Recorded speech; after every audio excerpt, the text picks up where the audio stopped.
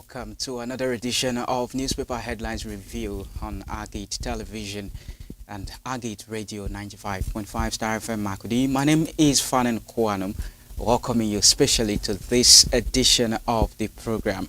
And as usual, we have in the studio our regular analyst, talking about seasoned journalist Tavira Kase. YouTube, Agate Television, or on Facebook, it's Agate Radio TV 1.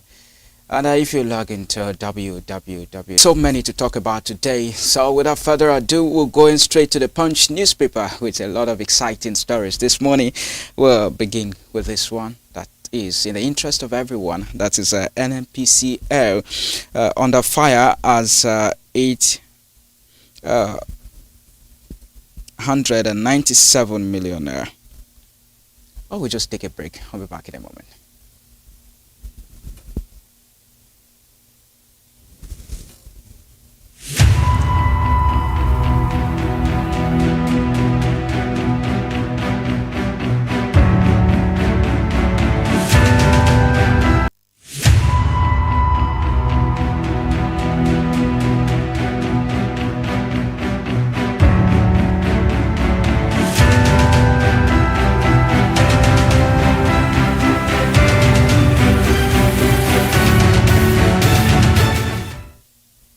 You're welcome back. You still the Punch newspaper this morning. Reps Benue Governor clash as National Assembly resumes today with the rider. The nameplate federal government approves 1.8 trillion naira road project new contracts.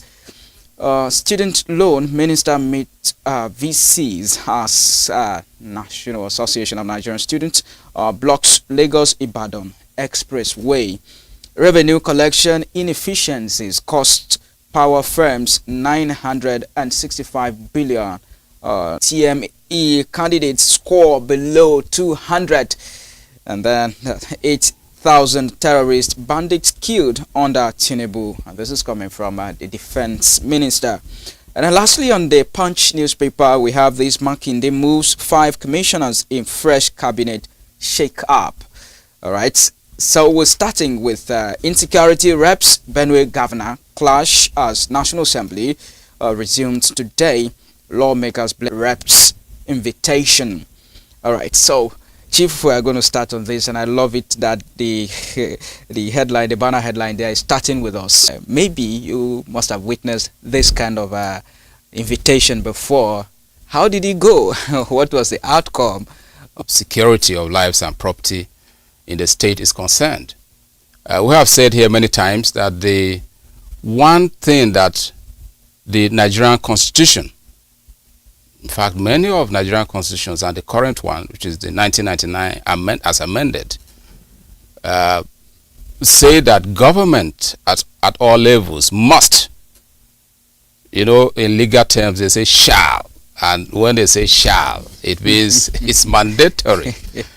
So one item that the Constitution says government shall provide for the people is security, the safety of lives and property.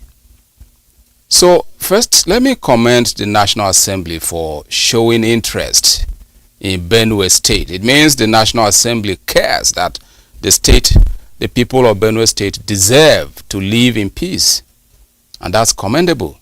And for them to make this, to begin to look critically into what is going on in the state here, it's quite gladdening. I mean, because our people have been dying. Our people are being killed by herdsmen. When they are called Fulani herdsmen, some people get agitated, but they have never hidden their motive. They have never hidden their agenda to occupy, to take over this land. So it was really sad to see the government of the state, whose duty it is to provide security, living in denial over the long period of time. But now that the National Assembly has moved in, it is commendable, and I hope that this does not end as a political discourse. It should really translate into tangible results for the people.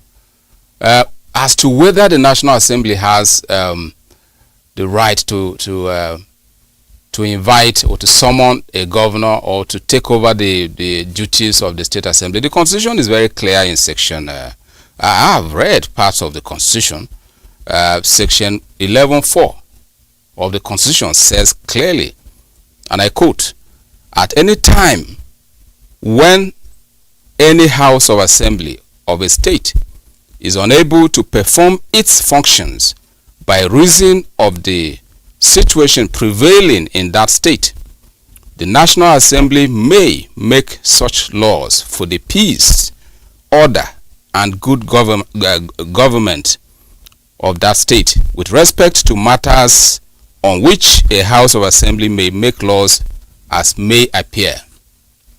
Now that is the Constitution of Nigeria speaking.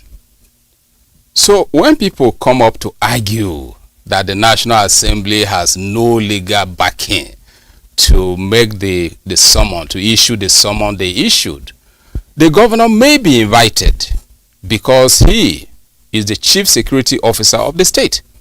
And if the National Assembly must perform its duty, its constitutional duty of taking over, of making laws or taking over the duties of a state assembly as provided for by the Constitution, then it means they must first of all hear from the chief security officer of the state. And that's what I think the National Assembly is doing. They are not disrespecting the office of the governor. In the past, now going back to your question, in the past, governors have been asked to appear before the National Assembly. I recall that sometime in 2018, Governor Samuel Otom appeared before the National Assembly Committee on Security, and he made a presentation detailing what was going on in Benue State as far as insecurity was concerned. And it was a committee that was made up of senators from different states, and he made that presentation. So I don't think it is new that a governor of a state is asked to go and face a National Assembly committee. That is the job of the National Assembly.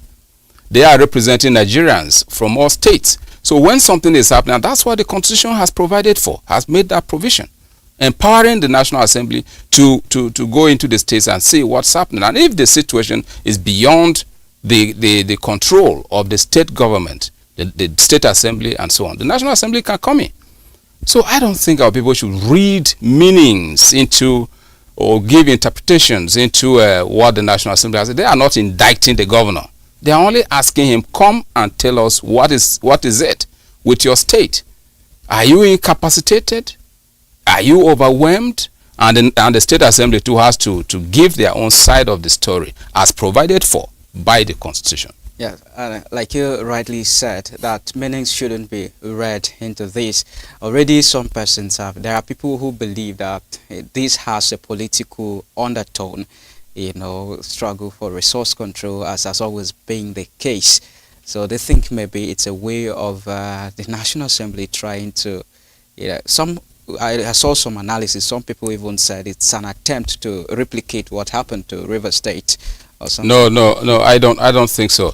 Anyone who reads meanings or brings up interpretations, political interpretations or coloration into the summon, I don't think it's even a summon. It's invitation. The governors of this state have appeared before the National Assembly. I have given an instance, a recent example of Samuel Otom, who appeared before the National Assembly Committee on Security. So it is not new, and he went there himself with a delegation of his cabinet and even some stakeholders. I remember that the late Senator J.K. Waku accompanied His Excellency, and many other people accompanied him. I was with him in that sitting, and I was privileged to sit in the committee meeting and listen to his presentation and listen to what the senators were saying. So this is not the first time the governor of any state will be asked to go and appear before the National Assembly. We should be happy that the National Assembly has decided to beam its spotlight on Benue State, perhaps a leeway will come, perhaps help will come. Because if this situation, if the state government is not able to handle this situation, is it not better that the National Assembly steps in?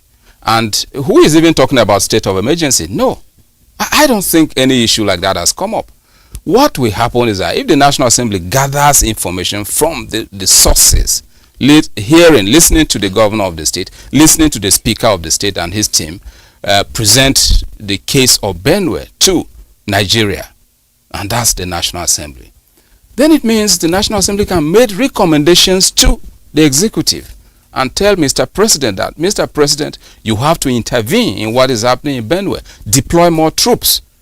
Let them go and help Benue people to safeguard lives. Because our people are having a lot of trouble.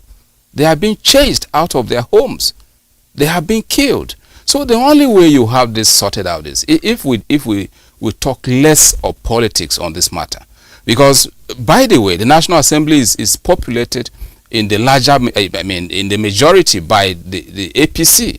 The APC has more senators, more House of Reps, and the government of Benue State is APC. So I don't think the same political party will want to turn around and hurt its own government. So it's the less we speak politics on this matter, the better for us. Because some of us are living in towns. We don't know what people in the border communities are going through. Some of them have been sleeping in the bushes. Now, you can't be talking politics on this matter. It's a matter of security, for goodness sake. All right, to other issues. We spoke about this issue, I remember sometime last year, and it's still up again. Concerns as over 1.5 million UTME candidates score below 200, which is 50% of the aggregate marks. And we're still having this conversation again, meaning that there has not been any improvement since the last time we spoke about it. So what's happening? Are we declining? Well, it goes to show how the standard of education is falling.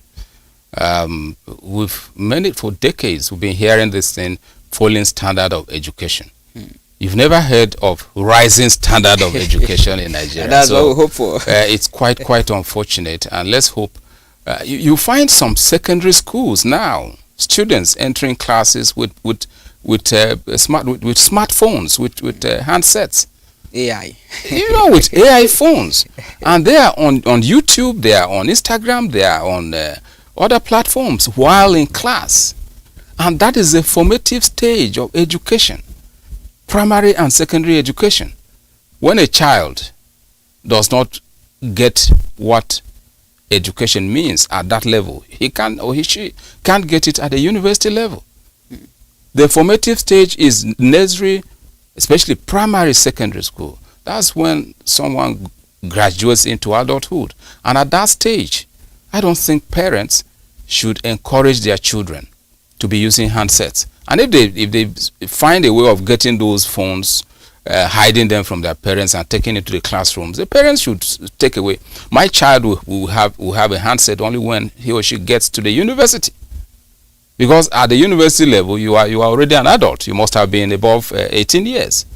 But a child who is 14, who is 13, 14, 15, using a phone and a smartphone in the classroom, how do you expect that child to go and write WAEC or go and write JAM and pass, UTME and pass? It's not possible, because those platforms are addictive. When you hook yourself onto Facebook, onto Instagram and YouTube, because those platforms are so interesting. They keep giving you things that will connect with your brain and make you addicted to them. When you don't touch the phone, you feel like the world has ended for you. So a child who is 13, 14, 15, using a smartphone, it won't help him. I'm just looking at one side of this problem. So how do children come back from school? Their parents don't tell them to take their books and read. Well, they are busy playing with the phone. Then again, let's say that technology has come to stay with us, and can't we incorporate aspects of learning too? Because surely I learned many things on YouTube. I learn many things on Facebook. So can't we just cooperate this Well, together? we can. But the point I'm making is that when they pick those smartphones, do they go to educational segments? That's the question.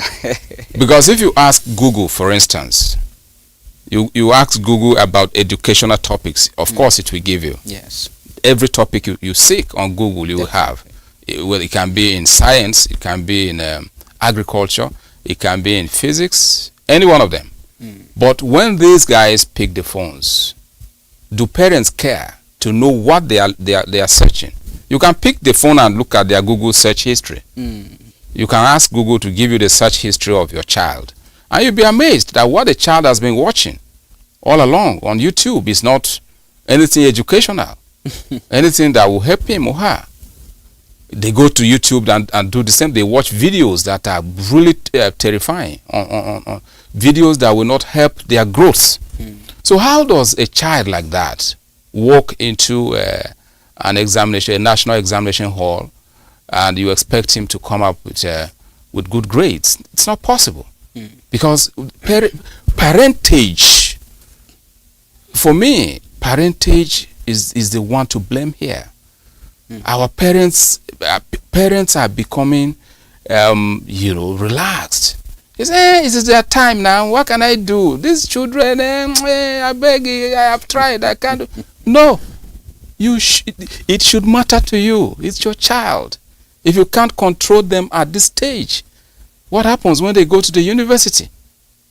So it all comes down to parenting. And I think we should do better. Yeah. No child is born dull. When a child is born, the blame game, rather, the brain is empty, right?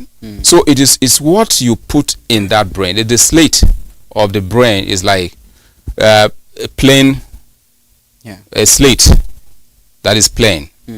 So it is what you impute in that brain that sticks. It is what you expose the child to that becomes part of the growth process of that child. So I don't think parents should abdicate, should say, hey, my child, I can't, I have been talking to these children, people in the TV will say, I talk to these children, but there's nothing I can do. No, there's something you can do. So I think the summary is that we should look at parenting. It's where the problem lies. Okay, totally agree with you on that. All right. So, but one last issue we want to look at before we leave that issue is, when the statistics came out, it's as if JAMB is trying to prove a point. They said a majority of people that scored below average are the underage. So it's more or less like, you see, we told you that they cannot do it, and of course they have not done it. So well, I just hope that there is no manipulation somewhere, because you cannot tell me that people who are at the age of 16, 17 won't be able to write JAMB and pass. There are brilliant people that even at the age of 15 can sit for JAMB and pass. So to place it squarely on underage children, it's not. Well, I have no details of what happened in the last UTME, but I don't think that should be the key, because we have adults who are not brilliant. We have adults who are not intelligent, and we have younger ones who are more intelligent. So if you use that as a yardstick to say that, well, we told you these guys are underaged, they can't go to this exam and pass, that for me is not true. So perhaps we need to look deeper into the situation. But I have given the example of poor parenting, where children are neglected. They have not been guided on what to do to be able to pass. Some of them are more interested in taking school fees and levying parents, instead of the total upbringing of the children educationally. The schools are more interested in the revenue. Some of them, I am not an advocate of an all-day long schooling. You find some schools, they arrange extra lessons after the official school hours. Then the students stay back for 2 extra hours till Yet evening. you don't see any positive performance. It's all about revenue. It's all about revenue. True. The founding fathers of education, the system we have now, were not fools. They knew exactly what the capacity, what human brain can take at a time. So a child goes to school, stays from 7 or 7:30 a.m. to 2 p.m., at which time he or she is supposed to go home and rest for a while, maybe even take some siesta or take a nap, refresh, then take his books or her books in the evening and read. But you keep that child in school from that 2 p.m. to 4 p.m., some even 5 p.m. in the name of extra lessons. The parents pay you more for those extra lessons, and in the end there is brain drain. Is that brain drain the right word? I don't know, but I think in the end you may have fatigue. The brain will grow weaker and not be able to absorb that additional information. That's why extracurricular activities are introduced in schools, so that students at some point should go out and play, run around, play games, do athletics, allow the brain to cool a bit before you, because learning takes in a lot of heat, energy and everything on the brain. So, but when you keep a child from that time when he's supposed to go home and rest for a while, and you keep him till 5 p.m., 4 p.m., 5 p.m., I don't think it's a good policy. And private schools are more in this practice because of revenue. I don't think it's correct. And such students are in many cases, such students don't perform better than those who go to regular hours of schooling. In fact, if you go there, they obviously look tired. Of course they do. During those hours. They do. All right, away from that, we keep an eye on the federal government, where it is saying that it approves 1.8 trillion road projects, new contracts, and next is 8,000 terrorist bandits killed under Tinubu's administration. It's coming from the defense minister, and that's coming like a scorecard, what we've done so far before we hit 2 years by May 29. All right, so what do you have to say? What's your view of that? Well, you see, in Nigeria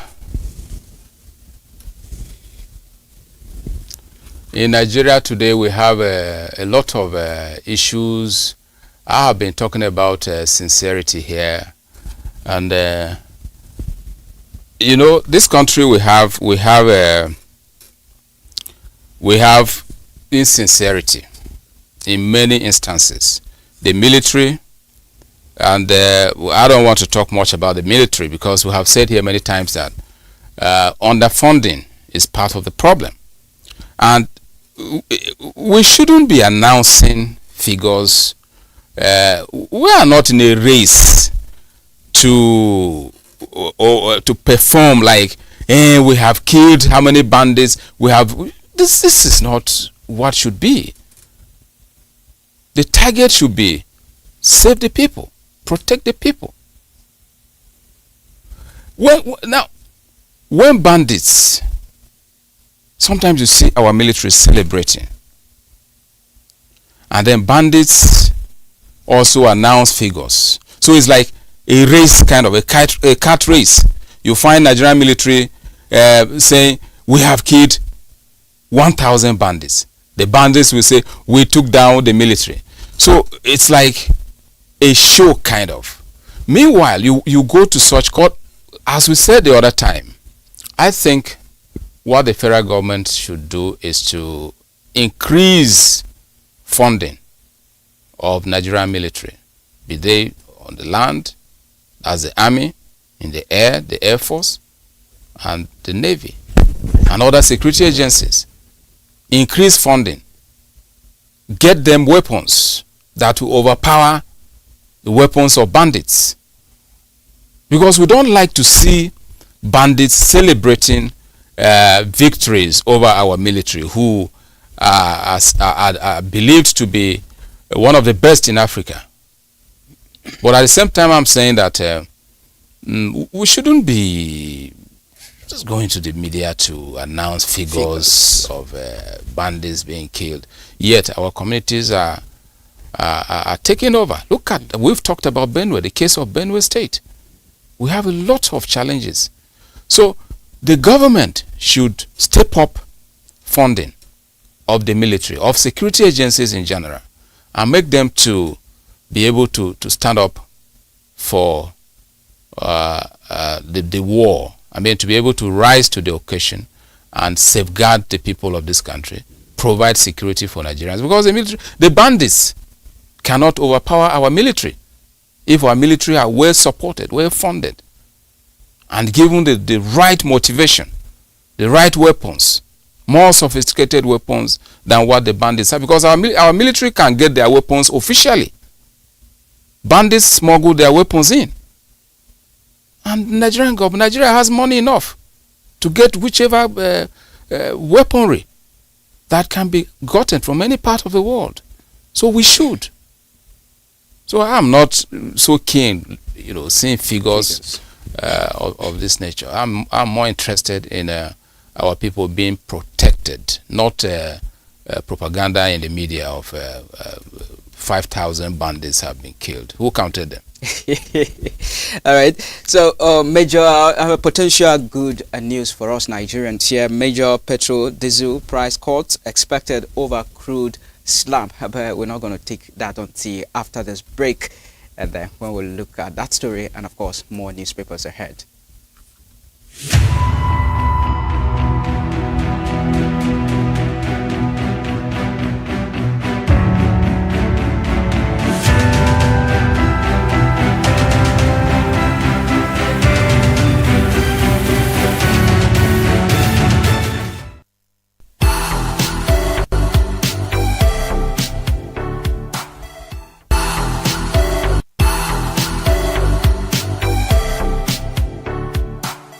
Keep watching Agate Television. Keep watching Agate Televisions. Big shout out to Agate Television, Cause Your Limit. Keep watching Agate Television. Keep watching Agate Television, one of the best in the whole city of Makurdi. Peace. Hello, my people. Keep watching Agate Television. Watch out for more. Agate Television. We love you. Special shout out to Agate Television. Agate Television, you're the best. Shout out, peace. Shout out to Agate Television. I love you. You're the best. Best channel, all the fun, the live shows, the best of the best you can get. Agate TV, one of the best rising televisions in North Central Nigeria, which everybody should actually look out for.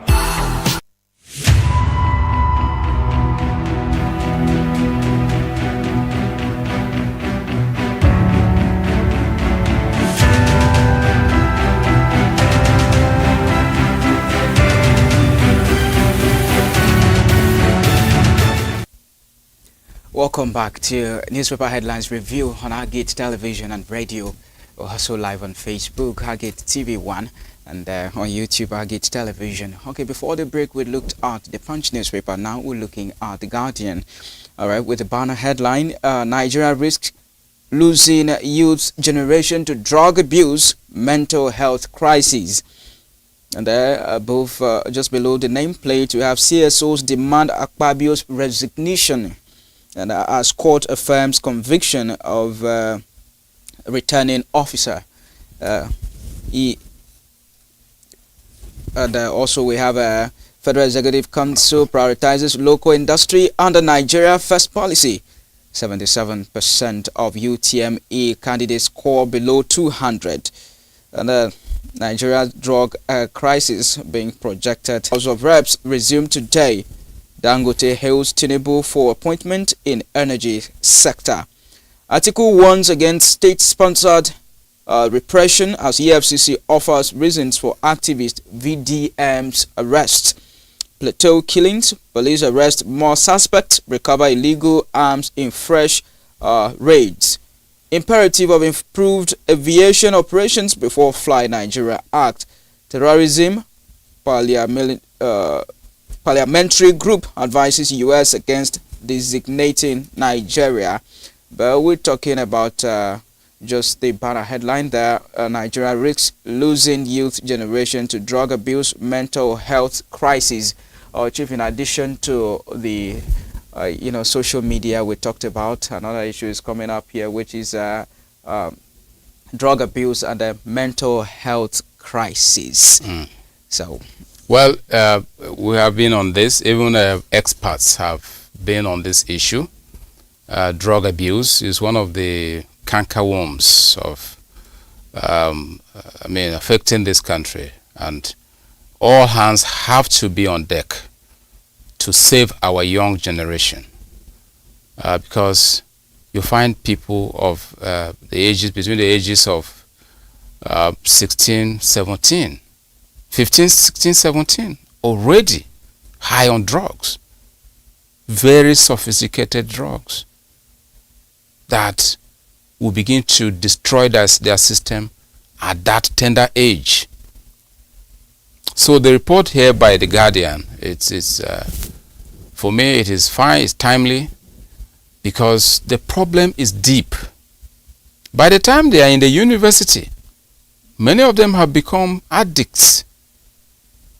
Many of them are already, they sit in the class. That's for those who are able to go to school. Their minds will be thinking about something else. You talk to them. Now they sleep in the afternoon when we have productive hours, and they wake up in the evenings. How do you expect such a country to grow? Because the people we are talking about here are supposed to be the leaders of tomorrow. Not just being leaders, they are the productive force of this country. People who are in their between 18 and 30 or 35. These are people who are able-bodied, people who should be working in industries to produce for this country. And many of them are taken away by addiction, drug addiction. They are high on substances. So how do you get such a population? How do you get such a country to grow? Not all of them, but many are into it. So it's a real point of concern. And we should all be worried. And if now the headline says Nigeria risks losing youth generation to drug abuse, and it's true.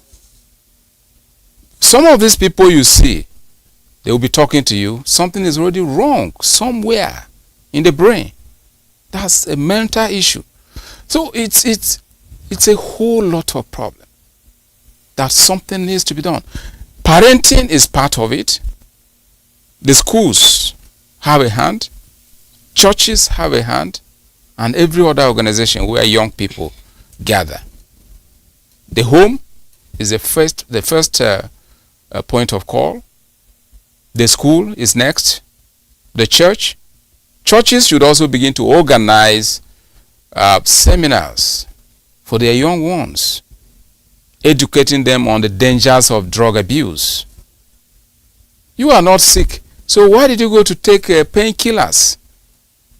Nothing is paining you, but you went and took painkillers, which will make you, we induce some level. You become high unnecessarily. Why?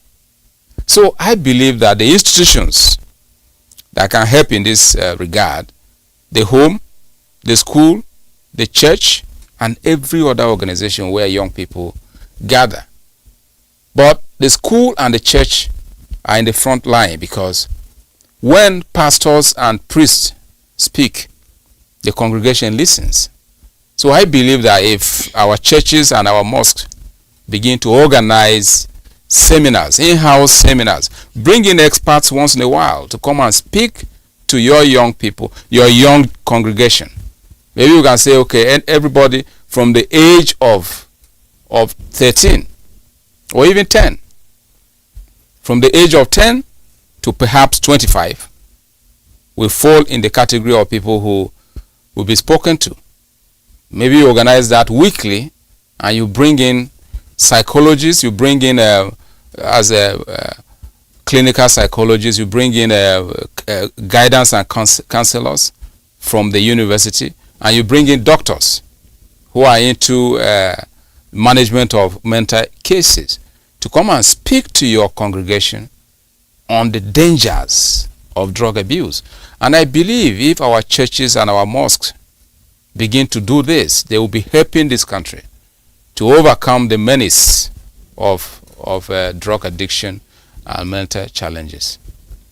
We now move to the Vanguard newspaper. Under the banner headline here says, North alone can decide 2027 presidency. Tanko Yakasi, ACF. North with the rider, North has the numbers to decide who wins.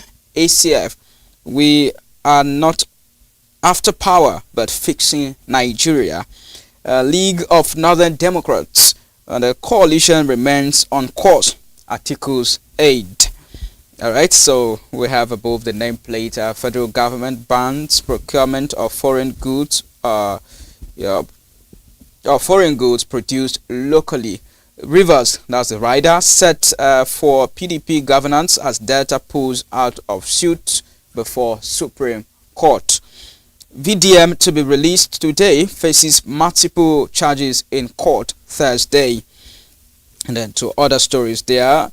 Booming abduction industry in Edo Delta. Kidnappers forced down to contribute 10 million naira ransom change in oil and gas sector. All right, so and then lastly we have a 2025 under 20 others in sports. We'll talk about that in its own separate segment. So now let's look at anti-Tinubu coalition. Not alone can decide 2027 coming from the presidency with several riders. We are Northerners, and you're also interested in politics. Well, I see, I'm never a sectionist. I'm never an advocate of sectional politics. I believe in the unity of this nation.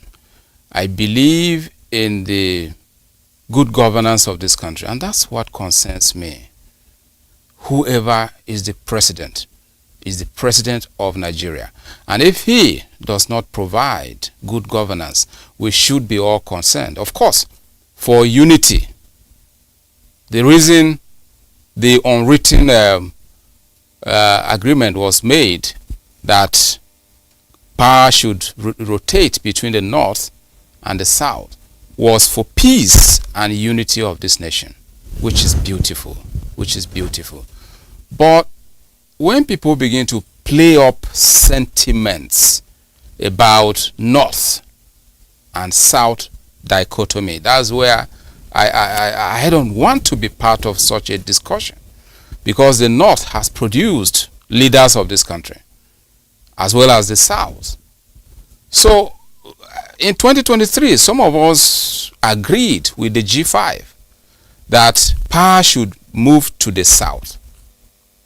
And by the grace of God, power shifted to the south.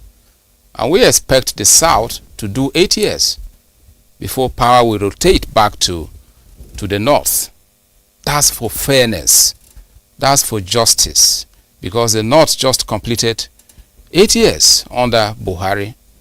And if you are a lover of Nigeria, you are a lover of unity, you are a lover of justice, a lover of fairness and equity, then you should support the South to continue till 2031. I don't agree with sentiments such as the North, but the presidency should restrain itself a bit in some of these utterances about sectional utterances. Nigerians have a right to speak. You are the president, you are in charge, you are the federal government. Continue to provide good governance. Continue to meet the yearnings of Nigerians. 2027 will be a referendum on your stewardship of 4 years. And if Nigerians see that you have done well enough, no one will force them to vote for you. By the way, President Tinubu won elections in the north. He did. He won in Benue as well. He won in many parts of the north. Was he not voted? Did they not know? Did they not know that he is from the south? Yet they voted for him. In 1993, Abiola, another Yoruba man, another Southerner, defeated Bashir Tofa, even in Kano, even in Tofa's local government. That is the unity of Nigeria. That's the beauty of Nigeria's unity. So those who are playing up sentiments about North-South are the very enemies of this country, because we have seen Northerners win elections in the South. President Buhari won in Lagos. President Buhari won many parts of the South. He won the Southeast, won in many parts of the South, and some parts of the Southeast. So who are we deceiving? When politicians want to confuse Nigerians, they start this argument about North, we are not. Who, not what? South what? Is it not Nigeria again? Is the PVC of a Southerner different from the PVC of a Northerner? No, it's not. So we should set aside sentiments and look at governance. President Tinubu is our president now, whether anybody likes it or not. God has put him there. If God didn't want him to be president, he wouldn't have ascended that throne. So he's there. Let us give him this chance until 2027, and then that referendum will be cast. And if Nigerians find him wanting in his stewardship, they will vote him out. So until then, people should allow. Nigerians are facing other challenges, economic challenges, difficulties in many things, electricity challenges, prices of goods are going up. This is what should concern us. The federal government should be taxed rather to perform and do things and address these problems, rather than talking about North. I don't think I buy that sentiment. Thank you very much.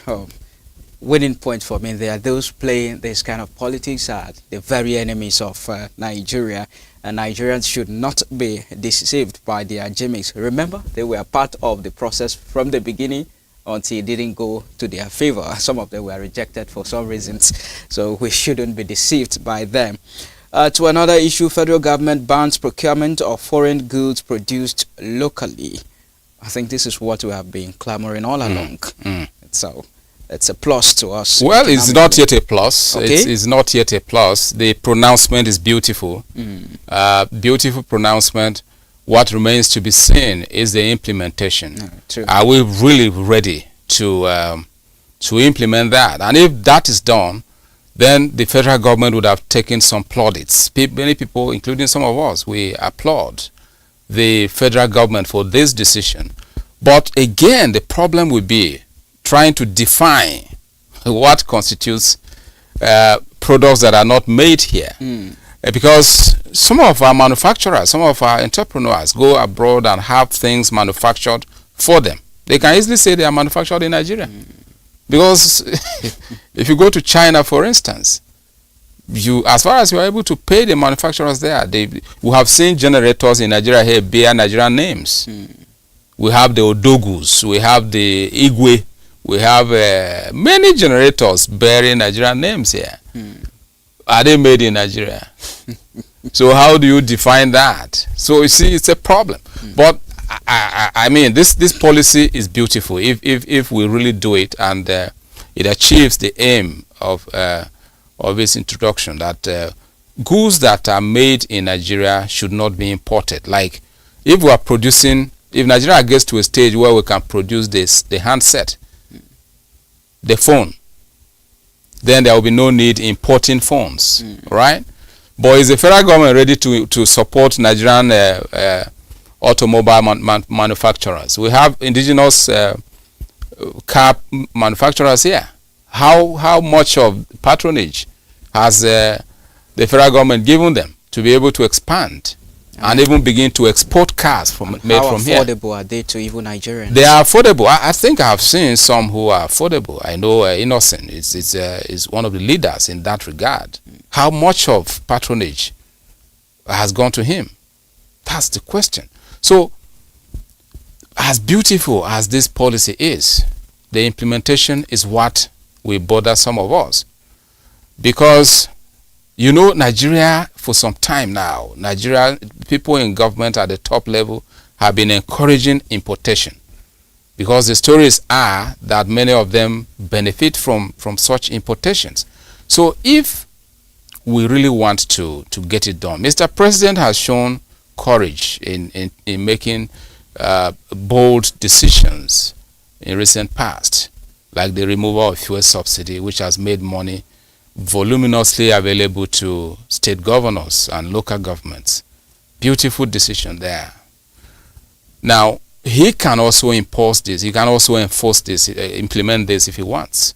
Like, first of all, making the tariffs. I mean, some of the taxation, the taxes, and make electricity available. Give some indigenous manufacturers waivers so that they can expand and employ more Nigerians and produce more local business difficult with huge taxes. You are harassing local manufacturers every day that have provided employment to hundreds of Benue youths being closed. It happened last Christmas season. Many businesses, major businesses in Makurdi here were closed. So who is benefiting? When you shut down the means of production, the means of livelihood, many employees were sent out of jobs with that, and some of them will not come back. Because if an employer who has maybe 200 employees on his payroll, and you shut his plant, you shut his business for 2 months, where will he get the money to continue to pay salary? So he will begin to look at downsizing his workforce. And that is not good enough for business.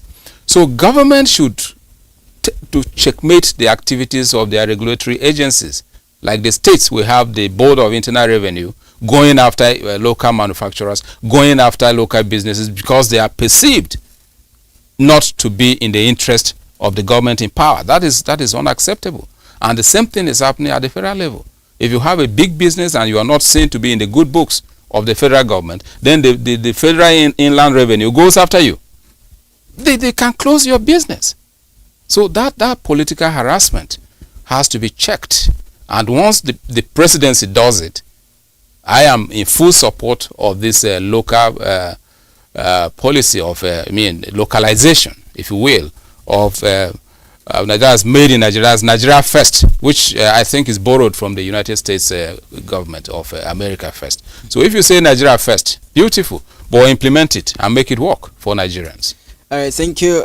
This story here, I wish we had the time to talk about it because I love the way the editor captures it. It says, booming abduction industry in Edo and the Delta, kidnappers forced down to contribute 10 million naira ransom jollof rice. Okay, well, because of time, we're moving to sports now. The benchmark Nigeria Stars reach new height in Europe.